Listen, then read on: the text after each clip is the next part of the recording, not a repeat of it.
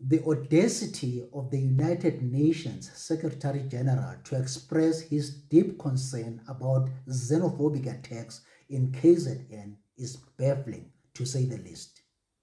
How dare he lecture South Africa while the world is burning in plain sight? He reprimands us about something that didn't even transpire, when entire populations are being bombed, displaced, and obliterated. Where is United Nations voice when Israel and the US act with impunity? This is the same man who didn't utter even a single word when Israel and the US attacked Iran unprovoked. The same man who has been silent about Gaza genocide and Lebanon bombings. His silence is not neutrality, it's complicity. The United Nations picks and chooses when to speak, when to condemn, and when to look away. And somehow, it's always Africa, the Caribbeans, and the South Americas that get the finger pointed at them. It's always us who must explain, apologize, and be held to account while the West operates above scrutiny. We see the pattern. We are not blind to it. When misinformation and propaganda about a so-called white genocide in South Africa was spread globally, none of them even tried to correct Trump. Where is their outrage? Where is their so-called commitment to truth?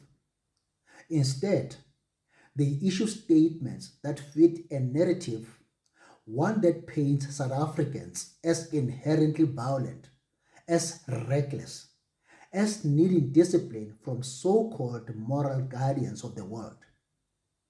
That's not justice, that's selective morality. And to our own leaders, particularly Ramaphosa and Ronald Lamola, stop apologizing and bending over backwards to please institutions and countries that do not respect us. Stop misrepresenting the people of South Africa in the name of diplomacy. There is a difference between cooperation and submission. Your misguided desperation to please everyone except South Africans is getting out of control. You are portraying us as the biggest cowards in the world. Every leader who craves attention and relevance, both continentally and globally, pokes us. And this makes us look weak. It makes us sitting ducks for idiots. The whole Africa is not represented in both the United Nations and G7. We are treated as a mere spectator in global affairs and just a footnote.